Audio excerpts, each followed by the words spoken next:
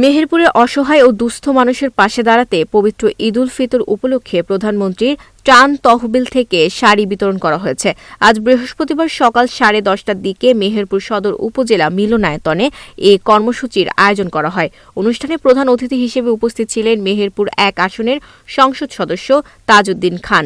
সভাপতিত্ব করেন মেহেরপুর সদর উপজেলা নির্বাহী কর্মকর্তা খাইরুল ইসলাম, জেলা জামায়াতের সাধারণ সম্পাদক ইকবাল হোসেন, সদর উপজেলা সভাপতি সোহেল রানা এ সময় সেখানে উপস্থিত ছিলেন।